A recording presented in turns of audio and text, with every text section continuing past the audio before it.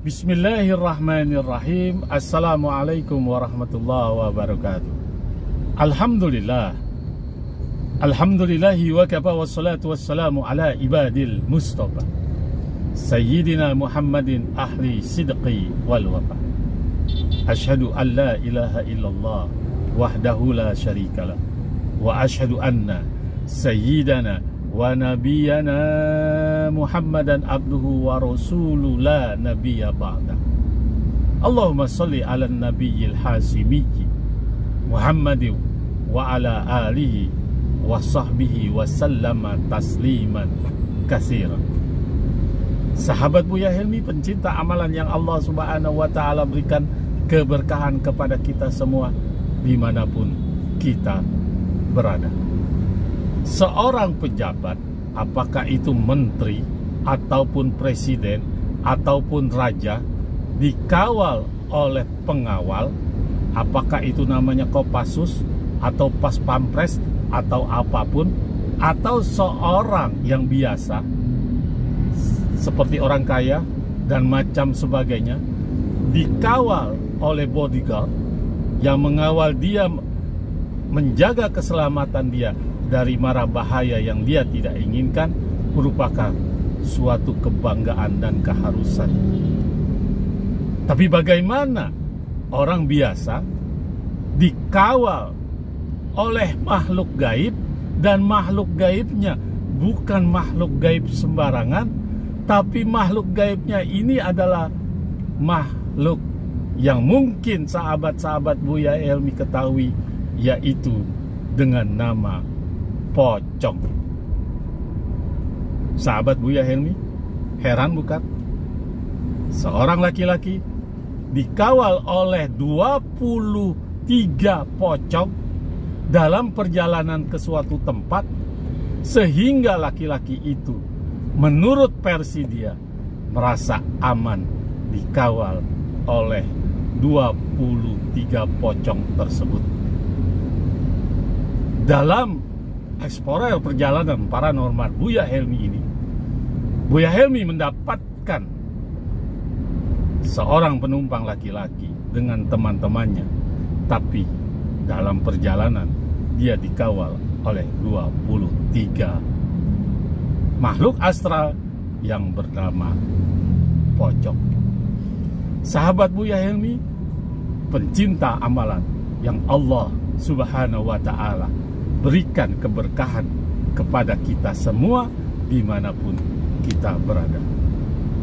Tindak tanduk perilaku laki-laki tersebut, bagaimana cara dia sampai dikawal oleh makhluk astral yang bernama pocong itu, adalah sebagai berikut menurut pengakuannya.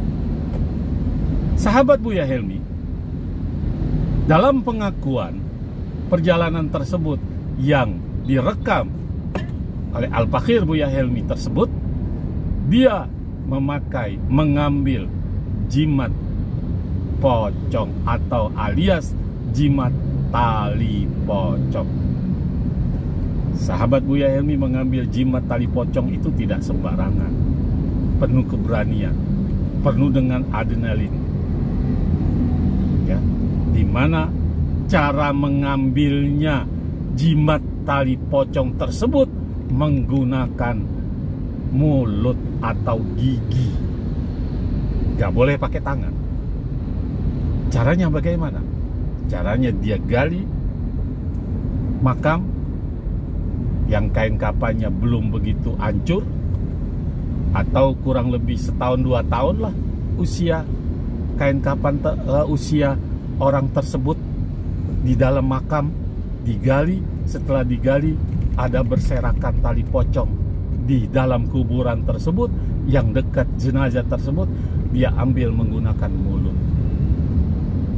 Disitulah dia mendapatkan jimat tali pocong. Sahabat Buya Helmi, pencinta amalan yang Allah Subhanahu wa ta'ala berikan keberkahan kepada kita semua dimanapun kita berada. Apa khasiat dari jimat tali pocong tersebut? khasiat jimat tali pocong itu, dia merasa berani, tidak takut kepada siapapun. Kemudian dia merasa seperti berwibawa. Kemudian dia merasa disegani, ditakuti, dan macam-macam sebagainya. Cuma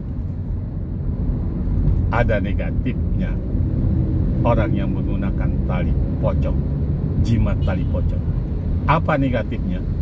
Di sekitar keberadaan dia, jika seseorang tidak kuat fisiknya, lemah fisiknya, maka sudah barang tentu orang tersebut akan mengalami kesurupan karena energi negatif dari pocong-pocong yang mengawal orang tersebut mengenai orang yang tidak kuat fisiknya tersebut, atau ruhaniyahnya itu tidak kuat, atau dia lagi banyak masalah, atau dia lagi punya beban mental dan macam sebagainya, sehingga suka atau tidak suka, negatifnya orang yang di sekitar yang mempunyai jimat tali pocong akan mengalami ruhaniyahnya diganggu alias kesurupan.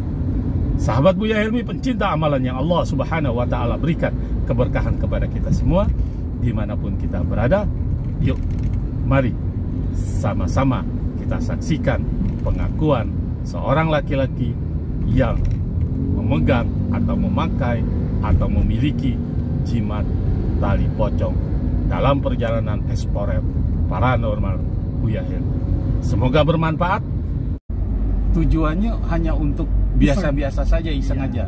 Oke, nah sekarang untuk yang tali pocong yang Mas miliki, karena Mas punya jimat tali pocong, betul kan?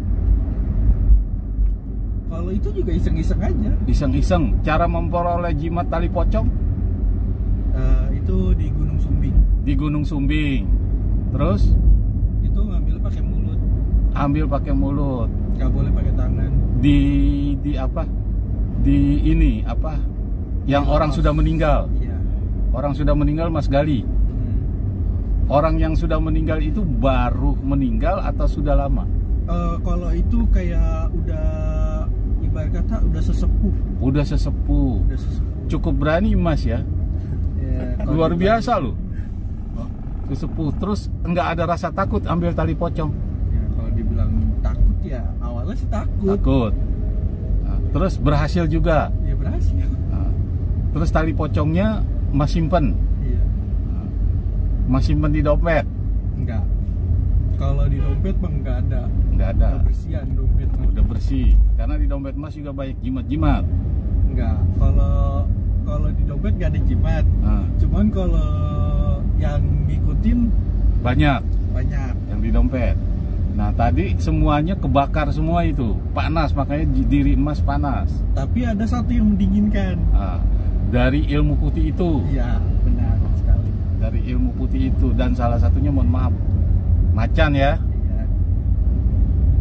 Iya. Saya tahu macannya itu ngias-ngias kayak orang mandi gitu loh. Dan dia berterima kasih setelah dibacain begitu. Dan macan itu juga nggak bisa bereaksi karena makhluk yang jahat lebih banyak. Iya. Terus sekarang manfaat dari yang Mas dapat selama ini apa? Nggak ada. Karena iseng-iseng doang. Iseng-iseng. Dari awal juga. Tapi dari iseng-iseng itu Mas tahu apa? Tahu. Ininya apa? Resikonya tahu. Tahu resikonya. Awal dari berguru pun udah tahu. Resikonya Mas nggak bisa nikah? Tahu. Kayak keturunan lu bisa nikah lu. Dan Mas nggak pengen coba untuk bagaimana membersihkan? Kalau untuk Nggak, sih, pengen mencoba nggak untuk menghilangkan? kalau untuk menghilangkan bisa sendiri Pak saya. Bisa sendiri. Bisa sendiri. Menurut Mas? Kalau ini kan saya udah pernah coba Pak dulu. Semenjak pas saya itu saya balik lagi pas SMA kelas 1. Pas kelas 3 SMP itu saya udah tobat. Balik lagi kelas 1. Balik lagi karena Mas panggil. Iya, saya panggil. Karena Mas panggil, Mas balik lagi. Oke, makhluk-makhluk yang ada di tubuh Mas itu kalau saya baca lebih dari 10. Ya. 1. Kemudian makhluk-makhluk yang di Mas itu bisa nggak Mas perintahin? Misalnya umpama kamu gamparin orang tuh gitu. Kalau dibilang disuruh sih enggak. Enggak, Mas. Misalnya Mas disakitin. Kayak tadi nih Mas Mas agak sedikit emosi kan ngelihat saya kan. Bisa. Dan makhluk itu mau menyerang saya, betul? Betul. Tapi dia nggak bisa, betul? Betul. Dan dia ketakutan. Ya, sebenarnya sih bukan ketakutan. Apa? Masih menahan. Masih menahan tapi nggak berani. Iya. Karena di belakang saya ini ada tembok tameng. Kalau dimajuin semua sih sebenarnya masih bisa. Boleh kita coba kalau kita turun? Jangan. Nah, Jangan. enggak, saya pengen tahu kesaktian dari jin itu. Hah? Saya pengen tahu gitu loh. Mana Katanya hebatan bisa, katanya. Mana hebatan mana Kalau Allah semua turun sama bisa. ini gitu. Nah. Enggak apa-apa turun sambil Iya, kita semuanya. pencak Ya, silat. jangan yang Hah? jangan yang itu. Yang dikeluarin yang itu. Yang dikeluarin yang apa menurut Mas? Saya ngeluarin apa tadi? Ya yang biasa-biasa aja yang dibawa, jangan yang gitu lah. Enggak, saya ngeluarin apa yang tadi Mas lihat? Ya, model-modelan berkakek sorban, tahu apa cahaya anjir, serem banget. Seperti kiai yang saya keluarin. Iya, Ya. mau saya keluarin macan. Nah, kalau macan sama macan sih, Macan sama macan kenapa? nggak apa-apa. Hah? Mau kita tes macan sama macan? Jangan, Hah? jangan, masih kecil. Macan Mas masih kecil. Hah? Macan saya udah besar gitu. Hah? Udah memang Mas lihat ada di mana sekarang posisinya? Ya, Macan saya. itu sama. Apa warnanya? Ya, itu dah. Berarti Mas udah bisa melihat apa? Mas bisa merasakan ya Kalau dibilang merasakan, bukan merasakan doang. dan melihat. Hmm. Berapa banyak pasukan yang saya panggil? Lebih dari 300. Lebih daripada 300. Berarti mobil ini sesak dengan pasukan. Hmm. Saya panggil lagi lebih banyak supaya mengeroyok. Jangan. Hah? Assalamualaikum ya khodam, guruku Al-Habib Hussein di Manado. Aku perintahkan atas nama guruku yang mulia, hadir.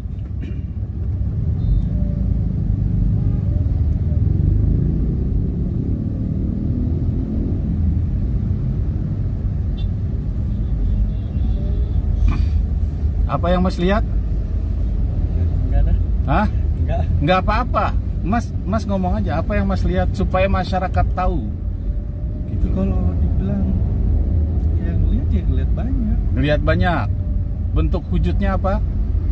Wah, udah ini mah udah bukan bentuk wujud lagi. Hmm. Full cahaya. Hah? Cahaya.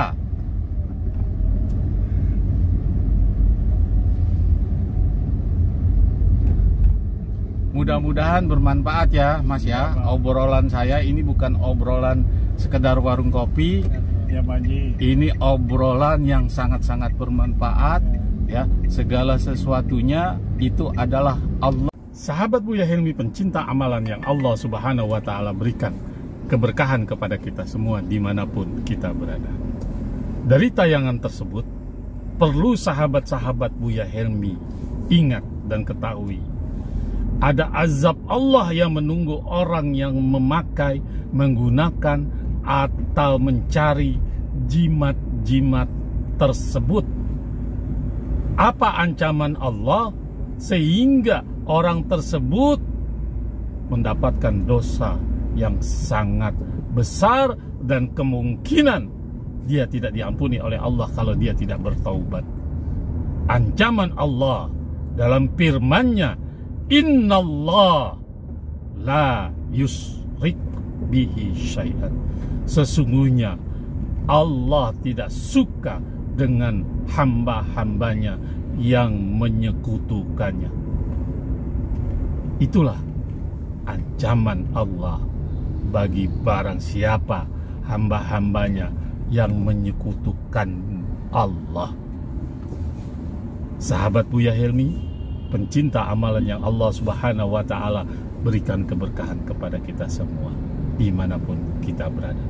Semoga dari tayangan tersebut kita mengambil intisari bahwa ada ancaman Allah yang terkandung bagi setiap hamba-hamba yang memiliki jimat-jimat alias memusyrikkan Allah.